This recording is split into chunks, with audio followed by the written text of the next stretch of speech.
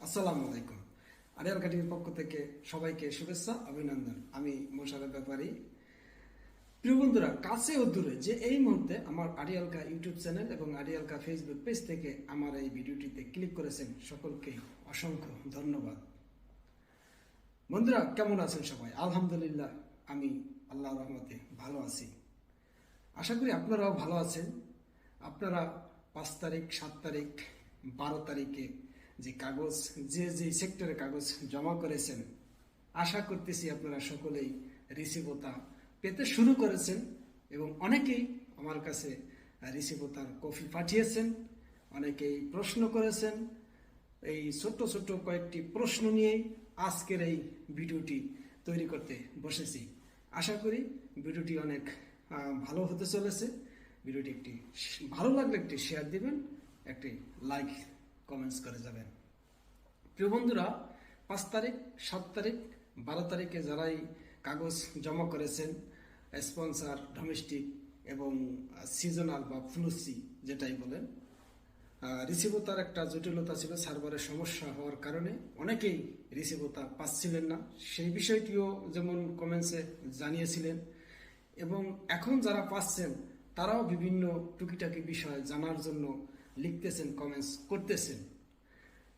প্রিয় বন্ধুরা, আশা করি সার্ভারের সমস্যা সমাধান হয়ে গেছে। মোটামুটিভাবে অনেকেই রিসিভতা পেয়েছেন এবং যারা এখনো পাননি তারা অবশ্যই খুব অল্প সময়ের ভিতরে, হয়তো যদি আপনার জন্য সঠিক সময় সঠিকভাবে সেন্ড হয়ে থাকে, ক্লিক হয়ে থাকে, তাহলে অবশ্যই আপনি রিসিভতা পাবেন। যার মাধ্যমে জমা করেছেন তার সাথে কন্টিনিউ যোগাযোগ রাখেন, ইনশাল্লাহ পাবেন।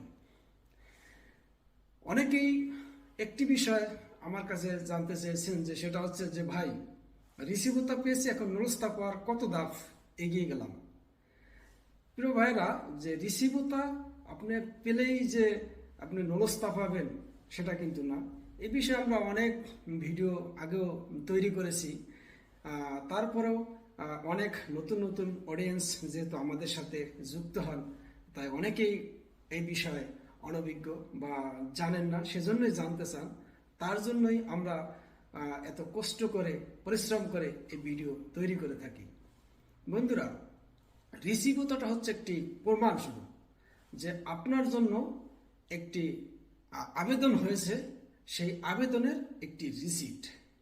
আবেদন হলেই যে আপনার নুলস্তা উঠবে সেটা কিন্তু ঠিক না। কারণ বর্তমান আপনিও জানেন যে আপনার আবেদন হলে নুলস্তা হতেও পারে, নাও হতে পারে। কারণ যদি আপনার মালিক সঠিক থাকে, সমস্ত কিছু যদি ঠিক থাকে, তাহলে আপনার নুলস্তা উঠবে।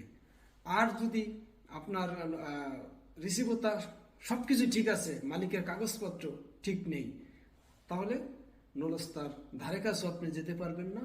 আপনি প্রথম যাচাই বাছাইতেই আপনারটা বাদ হয়ে যাবে। সেক্ষেত্রে আপনার শুধু রিসিভতাটা একটি প্রমাণস্বরূপ যে আপনার জন্য একটি ক্লিক হয়েছে।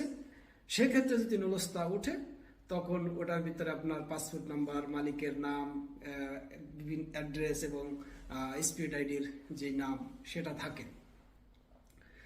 এটি মূলত রিসিভতা তার বিষয়, যে রিসিভতা পেলেই যে আপনি নুলস্তা পাবেন সেটা না, এক ধাপ এগিয়ে যাওয়ার বিষয় না। আরেক ভাই যে বিষয়টি জানতে চেয়েছেন, যে সে আজকে তার রিসিভতা পেয়েছে এবং 29 সেকেন্ড সে রিসিভতা পেয়েছে।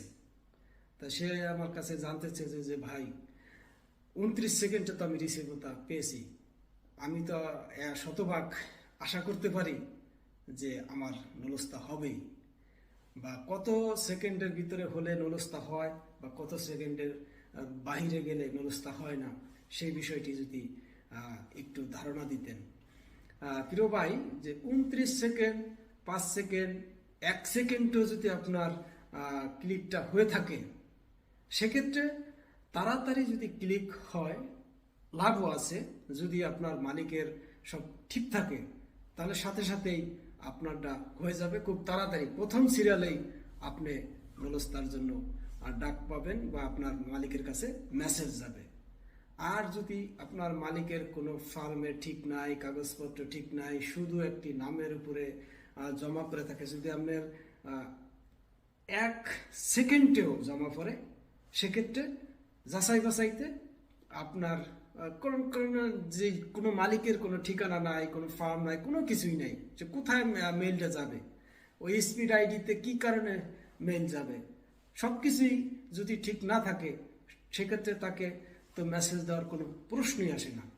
সেক্ষেত্রে শতভাগ না ওঠার সম্ভাবনা থাকে। কারণ যদি মালিকের কাগজপত্র ঠিক না থাকে, 1 সেকেন্ডের 1/2 সেকেন্ডে যদি জমা হয়, তাও খুশি হওয়ার কিছু নেই। আবার যদি মালিকের সমস্ত কাগজপত্র ঠিক থাকে, যদি ভাগ্য ভালো থাকে, যেখানে আপনারা জমা পড়ছে কোঠার থেকে যদি একটু জমা কম পড়ে, সেক্ষেত্রে যদি আপনারা 30 মিনিটেও যায়, 29 মিনিটও যায়, 15 মিনিটও যায়, 16 মিনিটও যায়, তাহলেও ওঠার সম্ভাবনা থাকে। প্রিয় বন্ধুরা, সেক্ষেত্রে হতাশ হওয়ার কোনো কারণ নেই। ধৈর্য ধরবেন, আল্লাহর উপর ভরসা রাখেন। ওই কবির ভাষায় বলতে হয়, মেঘ দেখে কেউ করিসনি ভয়, আড়ালে তার সূর্য হাসে। সূর্য কিন্তু মেঘ কেটে গেলে হেসে উঠবেই উঠবে।